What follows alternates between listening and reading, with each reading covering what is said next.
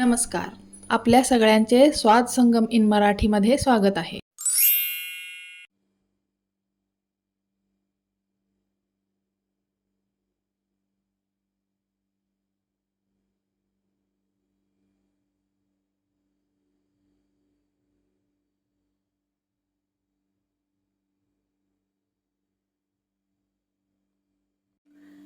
आज आपण कैरीचं पन्ह बनवणार आहोत. कैरीचं पन्ह हे उन्हाळ्यात शरीराला नैसर्गिकपणे थंडावा देणारं, उष्णतेपासून संरक्षण करणारं आणि उष्माघात रोखणारं असा हा एक नॅचरल पदार्थ आहे, जो आपल्या शरीरासाठी उन्हाळ्यात अतिशय शक्तिवर्धक ठरतो. आणि तसेच या पेयामध्ये लोह, खनिजे आणि व्हिटॅमिन सी यांचं प्रमाण भरपूर प्रमाणात असतं. त्यामुळे आपण हे नक्की घ्यावं उन्हाळ्यामध्ये. एकदा ट्राय करून बघा, नक्की आवडेल. आणि लहान मुलांना आणि सगळ्यांनाच हे अतिशय शरीराला उपयुक्त ठरणारं आहे. त्यासाठी लागणारी ही कैरी मी 1 तास अगोदरच पाण्यामध्ये अशी देठ काढून टाकून ठेवलेली आहे. यामुळं काय होतं, जो रुचिक असतो ना तो पूर्ण निघून जातो आणि कैरी पण स्वच्छ होते.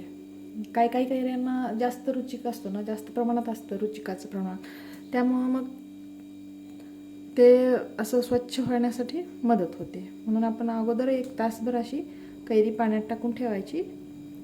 आणि आता आपण ह्याला कुकरला 3 शिट्ट्या करून घेणार आहोत. आपल्याला पन्ह बनवण्यासाठी कैरी शिजत कशी घालायची आता बघा. पाणी ओतायचं आहे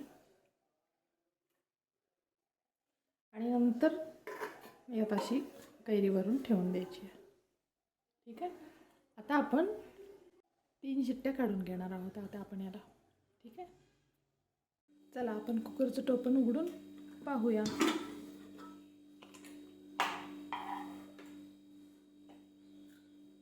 हे बघा, आपली कैरी शिजून तयार आहे.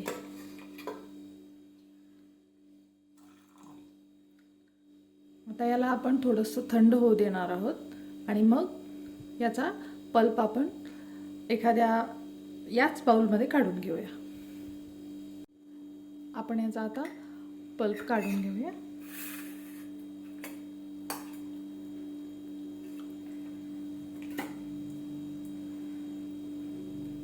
तशी थोडीशी गरमच आहे अजून.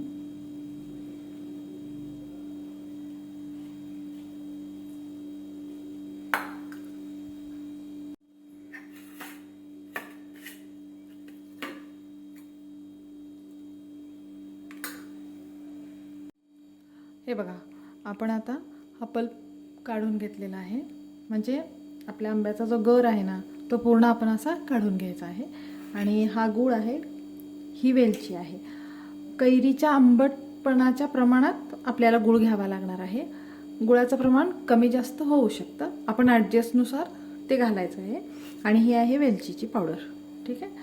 आता आपण हे गूळ आणि हा पल्प मिक्स करून घेणार आहोत आणि नंतर वेलचीची पावडर टाकणार. आता हे आपण हे गूळ आणि हा पल्प दोन्ही पण आपण मिक्सरमधून बारीक करून घेणार आहोत. हे पहा, आपण मिक्सरमधून हे फिरवून घेतलेलं आहे. आणि आता हे एकसारखं असं एकसंधपणा याला आलेला आहे. आता हे जे मिश्रण आहे ना ते बारीक करताना मी अजिबात पाण्याचा वापर केलेला नाही. आणि हे मिश्रण काचेच्या कंटेनरमध्ये भरून आपण 1 महिना फ्रीजमध्ये ठेवून, काही वेळेला गडबडीत पाहुणे आले की पटकन याचा पन्ह आपण करून देऊ शकतो. म्हणून आपण जेव्हा आपल्याला वेळ असतो तेव्हा अशा प्रकारे आपण हे मिश्रण करून ठेवायचं. पण काचेच्या बरणीमध्ये याला साठवून ठेवायचं आणि फ्रीजमध्ये ठेवायचं.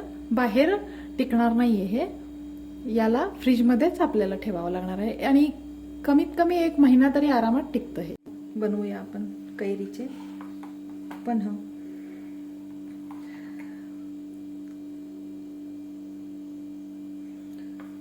मला आता जेवढी हवे आहे ना तेवढंच मी बनवलेलं आहे.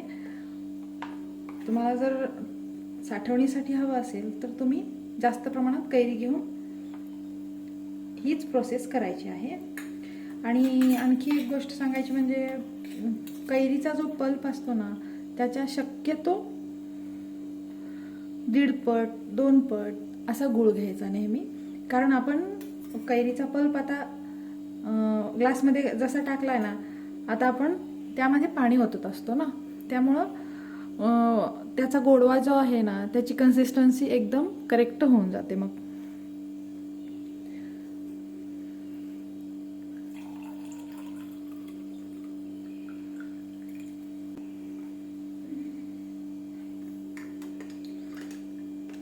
बस आपलं कैरीचं पण तयार आहे. आणखी एक गोष्ट म्हणजे यात तुम्हाला आवडत असेल तर काळं मीठही टाकू शकताय तुम्ही, खूप छान लागतं त्यानं पण. ते पूर्णपणे ऑप्शनल आहे.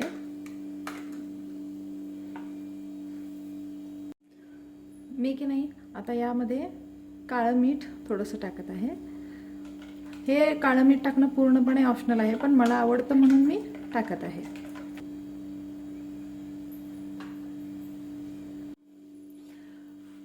तयार आहे आपलं कैरीचं पन्ह. कशी वाटली रेसिपी? रेसिपी आवडली असेल तर सबस्क्राईब करा, चॅनलला लाईक करा आणि बेल आयकॉनला क्लिक करा. आणि एकदा ट्राय करून नक्की पहा. थँक्यू.